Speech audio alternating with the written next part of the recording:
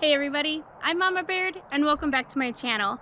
I'm outside for this intro today because the first thing I want to talk to you about is this smoke. This is not fog, this is not haze, this is smoke from all the fires over in Idaho, and we have some down the way in Darby. If you're new here, I'm Carolina and I live in Montana, and right now we have crazy amounts of smoke. If you were to go back to, I'll say my second live with my husband, in the thumbnail you can see the picture of the mountains behind us and you can't see them at all right now. Like, this smoke is crazy, guys. So that's one thing I just wanted to mention real quick. I do have another food bank haul for you guys. However, there is one thing that I kind of wanted to talk about before we get into it. If you're not interested about ranting, go ahead and skip ahead to the haul. But I've gotten some comments lately, some questions, some concerns about going to the food bank and the stereotypes behind it. And as you know, on my channel, I do a lot of food bank hauls. I do a lot of food bank cooking. I talk to you guys about pantry cooking and how to use what you get for free to extend your money for groceries and how to supplement by going to the food bank. Now, that doesn't mean that you're getting all the food you're ever going to eat for your whole entire year or life from the food bank. I go once a week. I pick out the limits that I am allowed. They say at my food bank I could go every day if I wanted to. So I literally could be there every day, shop once a day, and pick up as much as I wanted. But I choose to go once a week because I feel like that's enough to help supplement my family. I still buy stuff at Costco. I still do grocery hauls at Winco. You know, I'm not living off the food bank, but it helps. I get my meat, I get dairy, I get fruits and veggies from there. Most of my bread I get from there. And I know that I'm very fortunate to have a food bank that has so much to give to its community. And I know that some of you don't have that, and I'm truly sorry. Like, there are a lot of grocery stores here that give their expired food that normally would have to get thrown away. That's what they're donating to the food bank, and the community gets to benefit from it. You don't have to be homeless. You don't have to be without a cell phone, without a car, without a house, have 15 kids. One person asked me, oh, I didn't know you could homestead and go to the food bank. Like, sure you can. There's not an either or option. So we have a garden to supplement going to the grocery store. We go to the food bank to supplement needing to go to the grocery store. That doesn't mean that that's all we have to live off of. Like, you can get food from multiple sources. I've even bartered with someone. I've cleaned out their freezer for them and wiped the shelves, and any food they didn't want, they gave to me. And I got like $200 worth of food for bartering my time to clean it out for them. That's what I'm talking about. You find ways like that to keep you from needing to depend on the grocery store as much and to help supplement stuff. Some people don't go to the food bank because they feel like they can't use the food that they get. They're like, well, I don't know what to do with that food. I'm not a good cook. I don't know how to do that. And I understand that. And I know that not everybody's a good cook. And that's why I'm here, to try and teach you guys how to utilize the food you get from the food bank.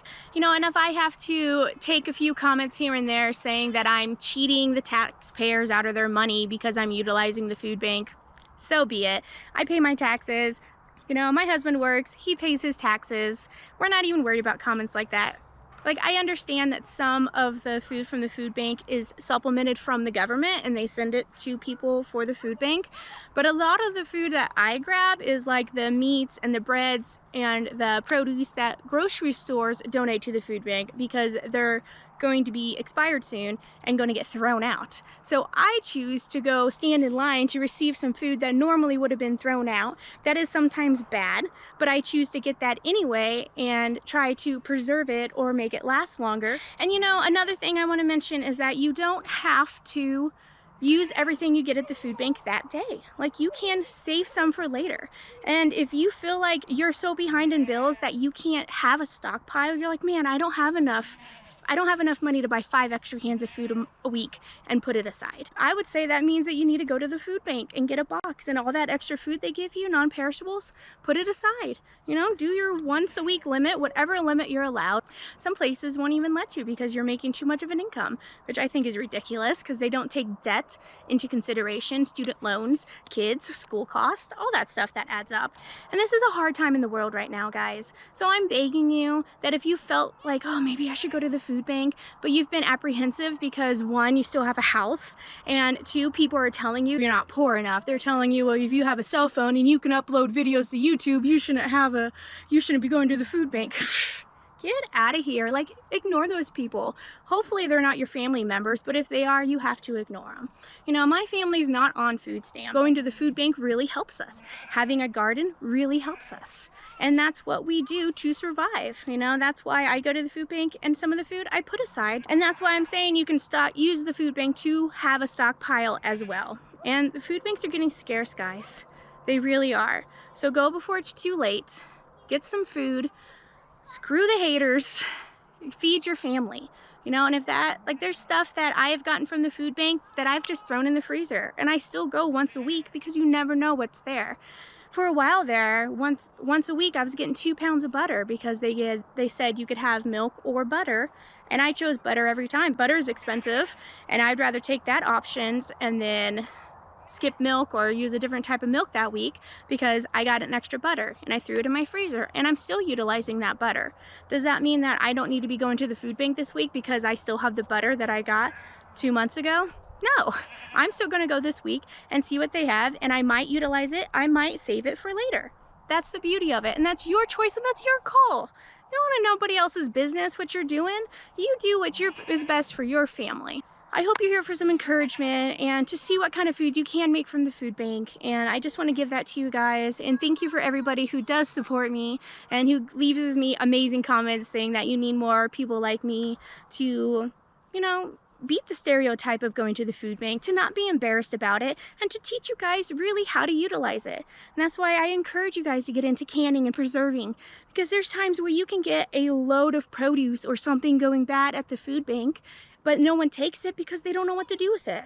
And I'm one of those where I will take it and I'm like, you know what, I'm going to teach myself how to make jam. I'm going to teach myself how to can up and pressure can, because then if you get a big quantity of food, you can save it and preserve it, and you're not going to let it go bad.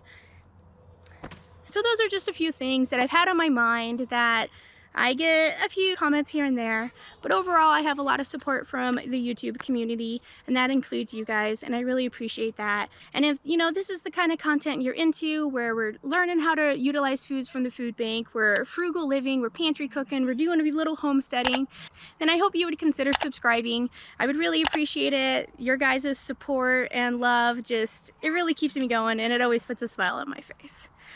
All right, enough jibber jabber. Thank you for listening to my rant. Let's get into this food bank haul and wait till you see what's for dinner.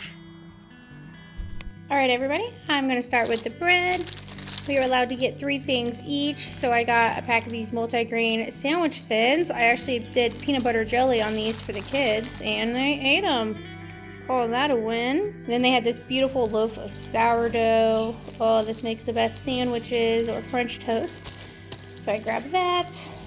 And then this bread, this looks like the sun-dried tomato basil bread that they have at Panera Bread, or if you're in Missouri, the St. Louis Bread Company. And this is my absolute favorite. I love making chicken salad and putting it on this bread. So they had a whole loaf, so I grabbed one of those.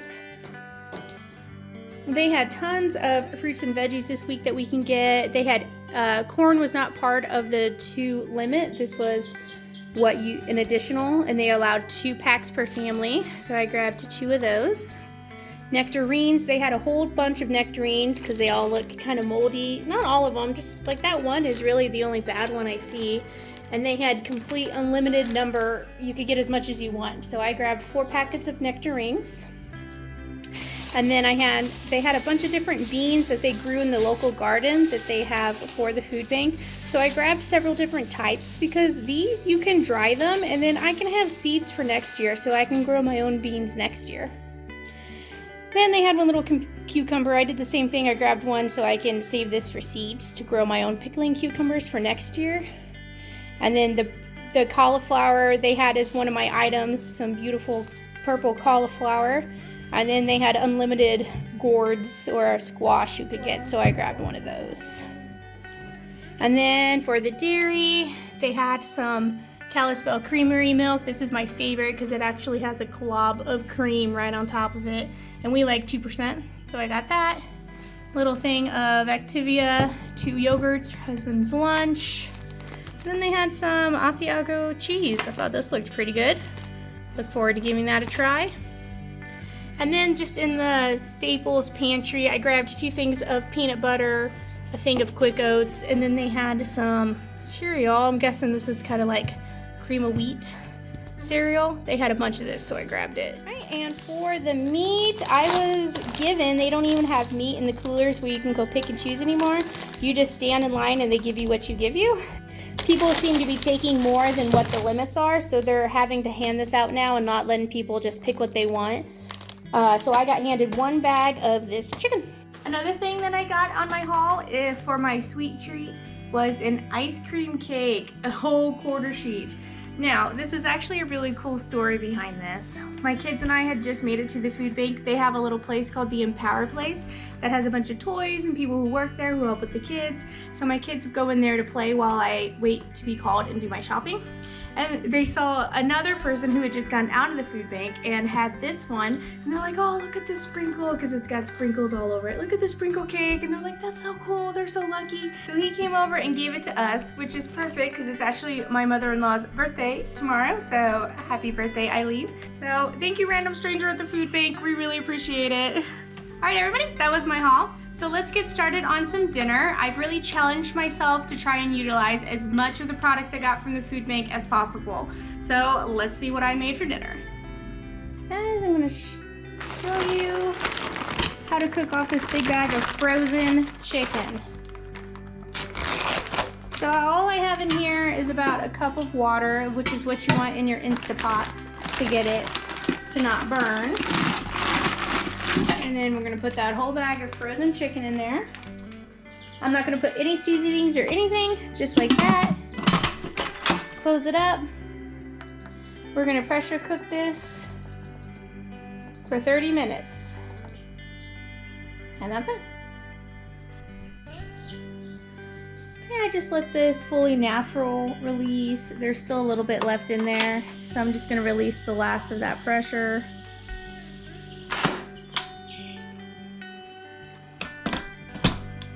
And there we go, fully cooked chicken breast. Some nice juice in there. And that was probably what, about a little over an hour, maybe an hour and 15 minutes with how long it took to come to pressure. Alright guys, I just want to show you what we got from that bag. Here's all the chicken bones and what little skin and fat that was on there. I'm going to save this to make some chicken stock. And then once it was all shredded, we ended up with 8 cups of meat. I would say that's pretty good. And then we also ended up with 1 quart of broth that was just from the Instapot itself. So that's all the ingredients we got from it. For tonight's dinner, I am going to be making chicken salad sandwiches, to be exact. Let's see if this is the bread. Oh yeah. This is the sun-dried tomato basil bread. It smells so good. Okay. Let's see if I can cut this fairly thin. But we're going to be putting some chicken salad on there. We want it to be able to hold up to a lot of sauce. Now I'm just going to go ahead and slice this whole loaf because I'm here. I'm doing it. I know I'm probably just going to use this for more sandwiches later on. So just save yourself the trouble, take the extra couple minutes, and do it all at one time. And this end's kind of tough, so I'm going to feed this to the chickens. I'm trying to pick the ones that don't have too much of the holes up there. And some. This bread seems to want to break apart, so I'm just going to go ahead and break it and make this kind of half sandwiches.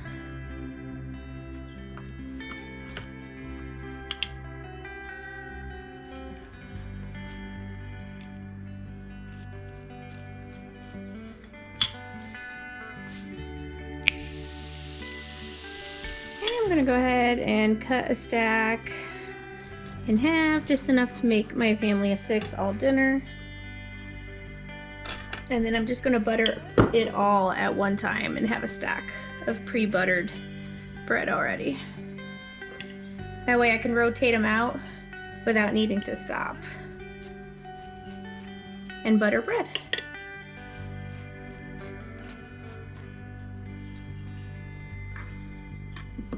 Alright, stack of bread done.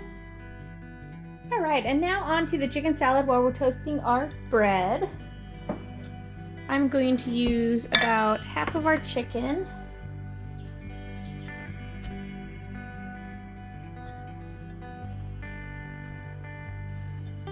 So this one bag will get us dinner tonight, plus probably some leftovers, and then dinner another night. I also have some grapes here. I don't know if I included these in my haul. This was in the extra bin as well, so I grabbed these. And believe it or not, but grapes go wonderful in a chicken salad. So I'm just gonna cut them in half. They add a nice pop of sweetness. Grapes are really, really high in price. I don't usually buy grapes. I used to when I got WIC. I would spend some money on grapes if they were on sale, because even then they would be $9 to $12 a bag. Like, wow. So this was nice to grab some of this. The kids will polish off the rest of that for a snack. And this little container here, $3.99, so $4 for this little container of grapes. I got these a while ago on another haul, probably a month or so ago. Like, this is what I'm talking about, where you don't have to use what you get from the food bank right away. You can hang on to it and use it when you need it. You know, have a little stockpile. There's nothing wrong with that. But these are dill pickled. So I thought they would add a nice crunch, and dill pickle and vinegar goes well in a chicken salad. So we're gonna slice these up. This is a good way to add some protein and some crunch to your salad. And if you have a small pack like that and you want to stretch it far, then this is a good way to utilize it and make it go a little further than just a snack by adding it to a dish instead of having it as the main dish, you know. I wasn't expecting these to be without their shell, but they are, so that's nice. Just a rough chop, unless you like to dice your nuts smaller. That's a good thing about cooking at home. You can cook it how you like it, or you can figure out how you like it.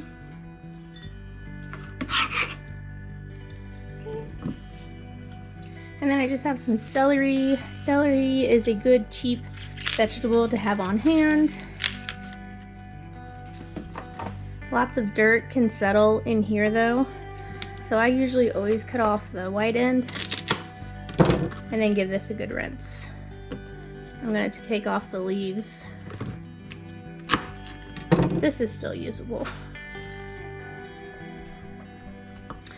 Now, me personally, I am not a celery fan. I do not like celery at all. But I'm an adult now. I must sometimes eat food I don't like. And I don't want my kids not to experience it just because I don't like it. So I'm putting in some celery, because celery usually is always in chicken salads.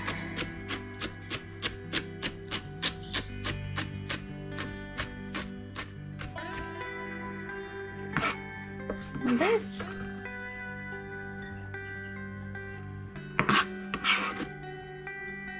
See, I had a hard time putting in that much celery. I'm like, ah, that's a lot of celery.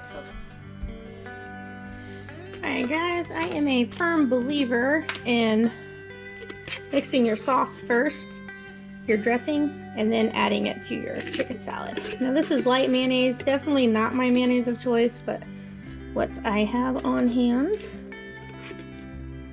So we're gonna just use the last of that, use it up.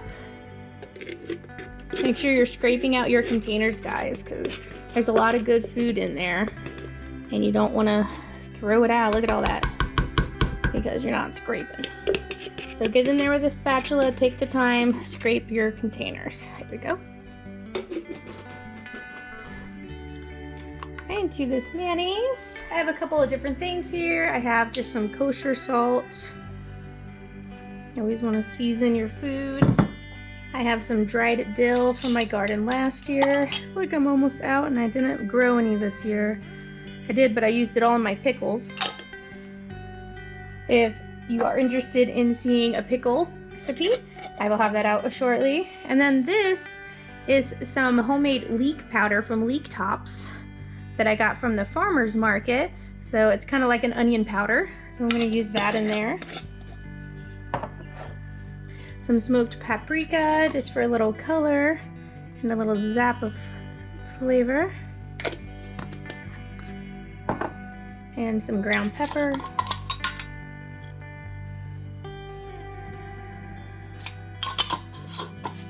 Give this a stir.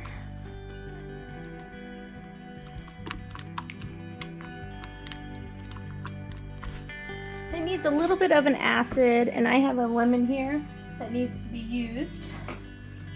So I'm just going to use it.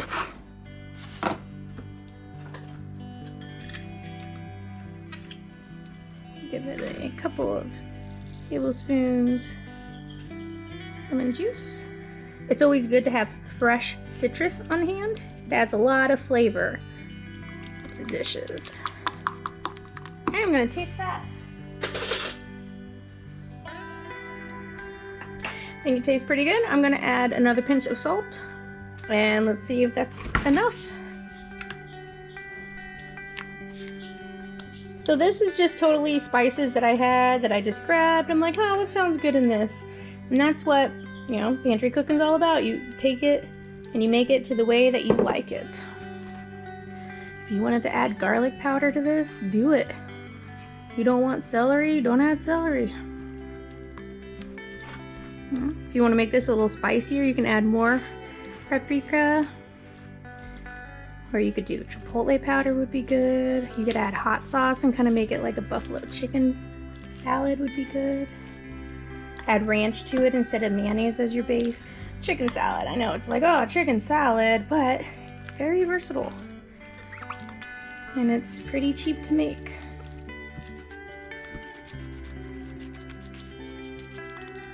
Whoa.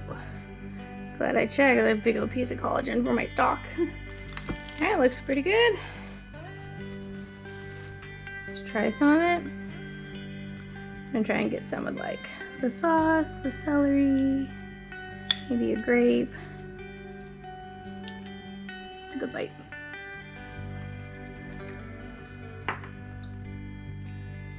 Oh yeah, delicious. Alright, so all we're waiting on is our bread. Let's go check it. Oh, you see I'm just searing it till it's got a nice little crisp on it, so that way the mayonnaise doesn't make it too soggy. I'll just keep them rotating.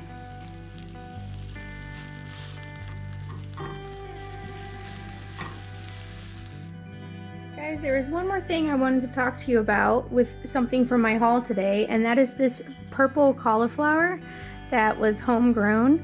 I have this soaking in cold salt water.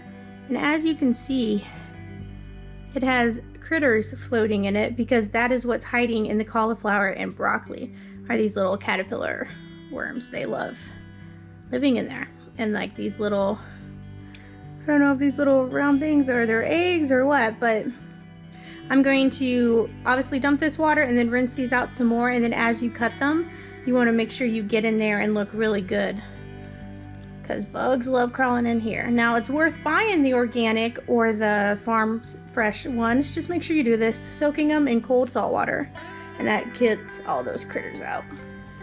And for the cauliflower, just gonna kind of cut it into bite-sized pieces.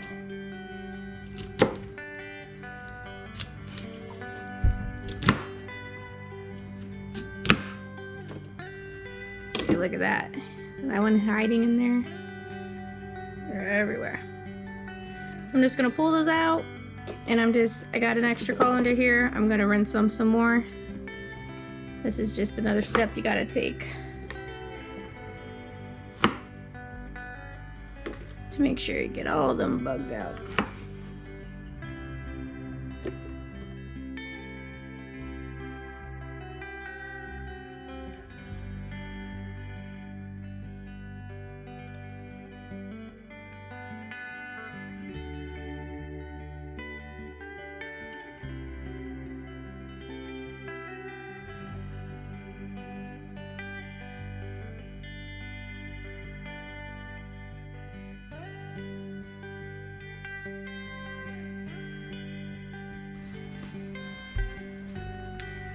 Alright, and that's like the pile of bugs that came out of it after it's been rinsing and soaking. Now, if this is off-putting for you, I don't blame you guys. I know that's pretty gross, but that's just life. Like, bugs get into plants. We're not the only ones who like veggies. A couple years ago, that would gross me out, but now I'm just like, I know I got them all out, and they're clean, so whatever. Alright, we got our cauliflower rinsed. Got all them bugs off. Now I'm just going to kind of dice it up. I might just use the forks. Alrighty, and for the dressing for this cauliflower, I put half of this in a container, so I still have half left for another meal. I'm going to add 1 cup of your favorite kind of salad dressing, like mayonnaise.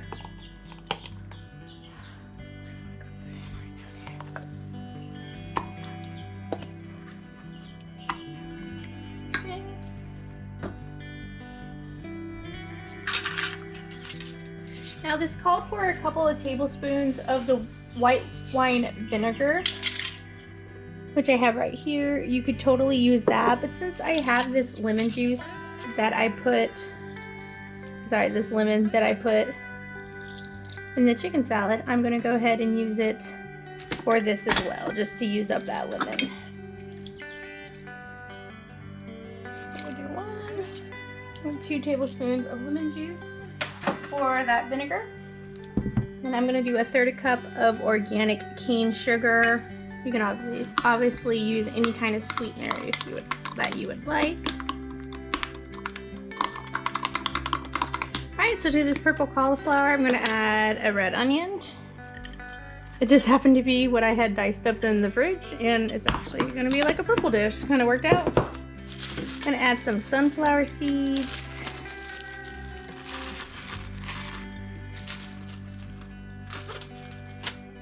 And some bacon.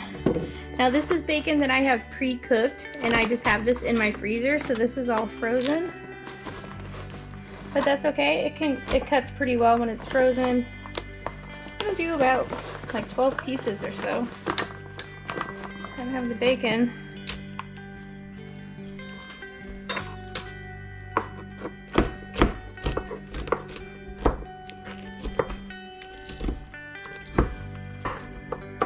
So what's nice about having pre-cooked bacon in your freezer is that when you need bacon for a dish like this, you don't have to cook it. You actually already have it made up, so it's easy to make, faster to make, and more likely that you're going to make it because it's less steps you have to take.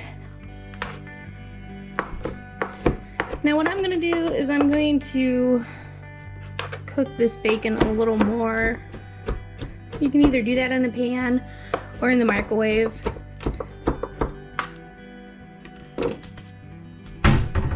I'm just gonna zap it in a bowl in the microwave, or as Gordon Ramsay calls it, Chef Mike. 2 of our pieces of bread here. Our chicken salad. I just had this in the fridge so it could chill for a bit. This would be great if you had tomatoes and lettuce. I unfortunately do not have any of that today. There's our bacon. Gonna take a paper towel and kind of soak up some of that extra grease. Bacon in there. And then you're gonna pour the dressing. Now this is just a regular broccoli cauliflower salad recipe. Once again, this is something that is just basic and you can adapt it. Make it with any kind of flavors you'd like.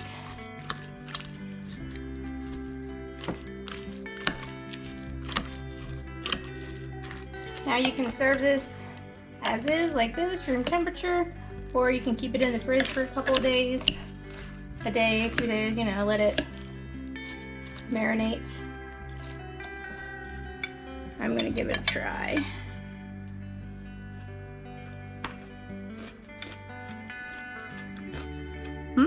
Really good.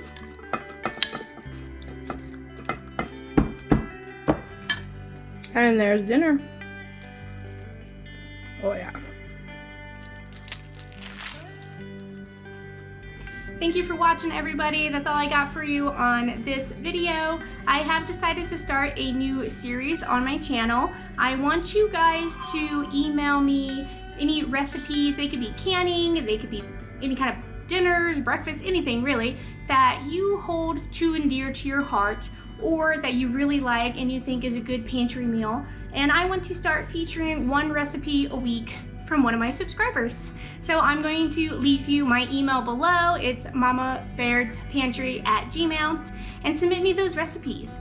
If you want to have a story go along with it, please include that, and I can read the story along with it, why it means so much to you, and then have that featured recipe. If you have some kind of blog or a Instagram or a YouTube channel, please let me know. I will also give you some love and send some people your way. So tell me what you think. If you're interested, then by all means, hit me up on my email. Thank you so much for watching. I'll catch you next time on Mama Baird.